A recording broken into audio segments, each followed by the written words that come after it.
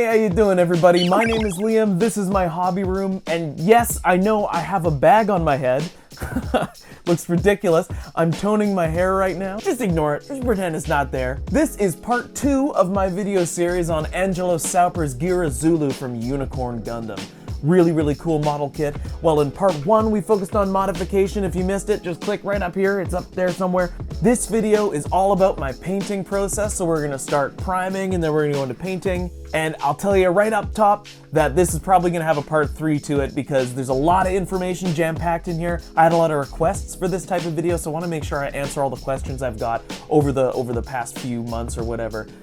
So let's just get into it. For this video, I'll primarily be using my Iwata HPCS Eclipse, which gives me a +2 to coverage, but you may see me switching out to my Iwata Custom Micron, which gives me a +2 to control, and it's easier to use to paint detail.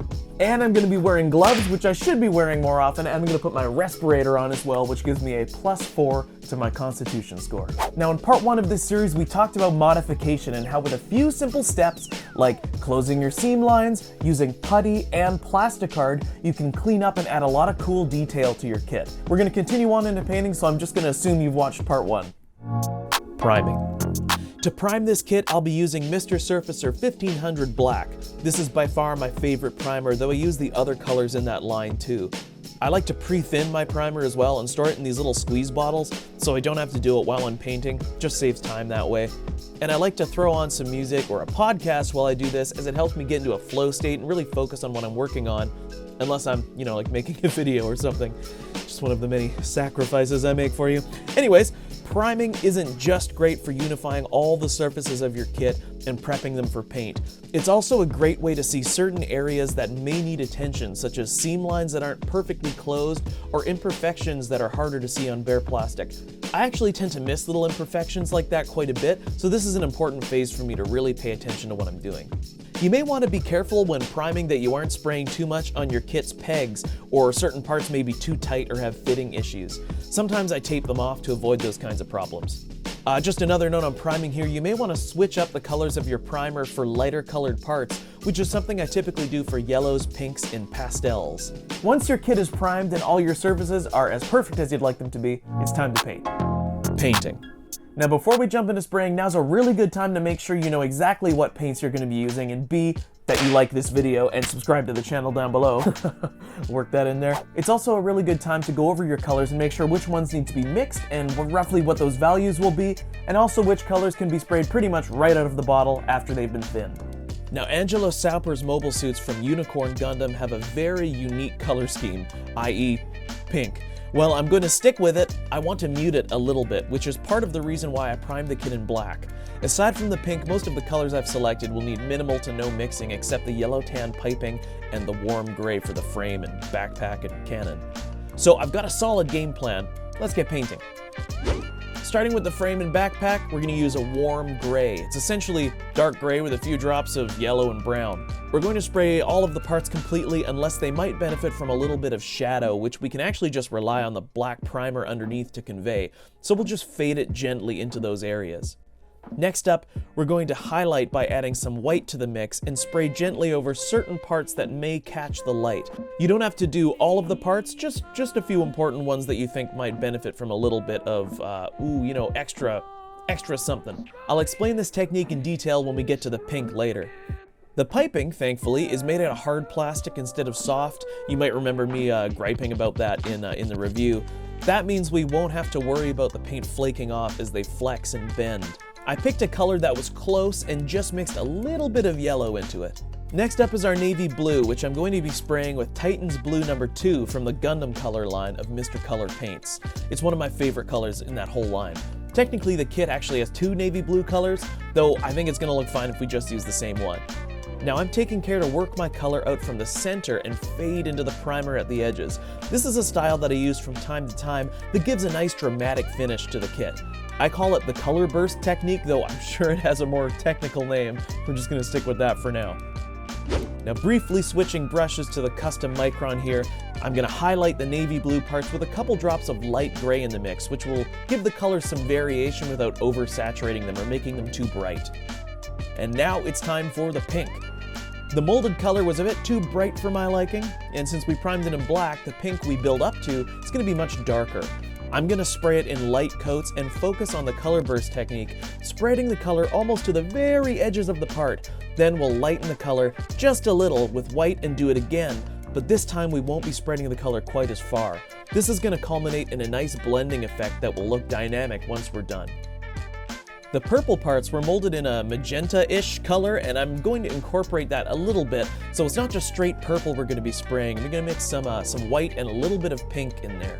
Then we can lighten it up just a bit with white or light gray and highlight the broad areas that are going to stand out to the eye. Reverse wash. There are a few parts that need some special treatment. In the anime, Angelo Sauper belongs to a special faction of the Neo-Zeon military nicknamed the Sleeves. The mobile suits in this faction all carry distinct markings heavy with filigree.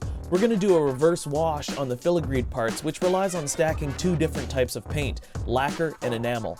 First, we spray our lacquer, which is off-white in this case, and we're going to make sure the coat is nice and even. When that's dried, I'm going to give them a gloss coat to protect the color. This isn't strictly necessary, but just in case I use too much pressure in the next step, I want to make sure there's a bit of a buffer here. Now we're going to take our enamel paint and spray pure black over the lacquer white, just all over it. Once that's done, we're going to mix up a dark gray and highlight it. We can do like a German gray, so it's almost black, it's just a little bit of gray in there. Since these areas are very small, I'm using my custom micron to do the highlighting, which requires thinner paint than the HPCS Eclipse I normally use. While these parts are black in the anime, black is a very dead color, and it tends to look flat and uninteresting on complex parts, hence our highlighting. Now for the actual reverse wash. Take a cotton swab and apply some enamel thinner to it. Be very careful not to use too much because we don't want it to run all over the place. Then we're going to very lightly wipe away the black enamel paint just off of the raised filigree while taking care not to accidentally remove it from the sunken dark areas. Just take it slow and be careful or you'll have to go back and paint the darker areas again, which is totally a pain. And voila! That's a reverse wash, baby! Now that brings us to our final phase of painting here. We're going to be hand painting the details and some of the filigree that I was too lazy to mask or reverse wash. I really hate masking. Those of you that follow the channel will probably know that by now, so I only do it when there's no alternative. I know it's illogical. I know the results would have looked better if I masked. However, that's how much I hate masking. So I've separated all of the parts that need hand painting by color, and I'm ready to tackle them with Vallejo Model Color, which is a water-soluble acrylic paint. Vallejo? Vallejo? Actually, you know what? I think it's Vallejo. I don't speak Spanish, so now that I'm looking at the word, I've always said Vallejo, and I'm pretty sure it's supposed to be Vallejo. Whoops. Well, you learn something every day. I'm taking care to reference the actual artwork of the kit to get as close to it as I can. Some of the white needs to be built up with a bit of a gray, a bit of light gray that is, to really show up properly, especially on the darker parts. As you might know, it's hard to get a nice clean white when you're painting over a darker part. So just give those areas a little bit of extra attention. Once we've gone over the whole kit, it's time for partial assembly. Now that all of that painting is done, it's time to do our partial assembly of the kit, which is where I put together all the limbs of the mobile suit, but I'm keeping them separate because I want to be wary about paint chipping, avoiding it, where I can.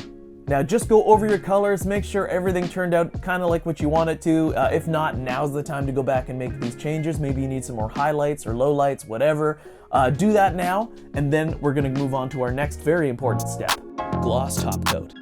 Our next step is to gloss coat all of our parts. This is because when we apply decals, panel lining, and weathering, they behave much better on a gloss surface, which is smooth, than on a matte or flat surface, which is almost imperceptibly textured. This prevents decals from silvering, aids in their placement, and keeps oils and inks from spreading around and making things look super messy. You can get really cool effects by doing that, but I'm gonna save that for the next video.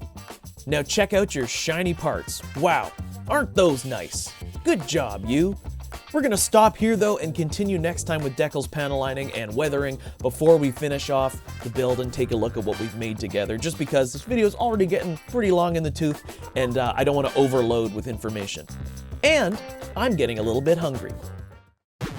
Thanks for watching, everybody. If you liked this video, if you found it entertaining, enlightening, or interesting at all, make sure you like the video and subscribe to the channel. You can ring the bell for more notifications so you never miss another Liam's Hobby Room upload. I got all my tools and supplies from BC Hobbies. You can check that out in the description below, bchobbies.com. We've got everything for all your hobby needs. You can build gunpla, you can build whatever, you can get it all there, get all your tools, paints, and supplies, and you're off to the races.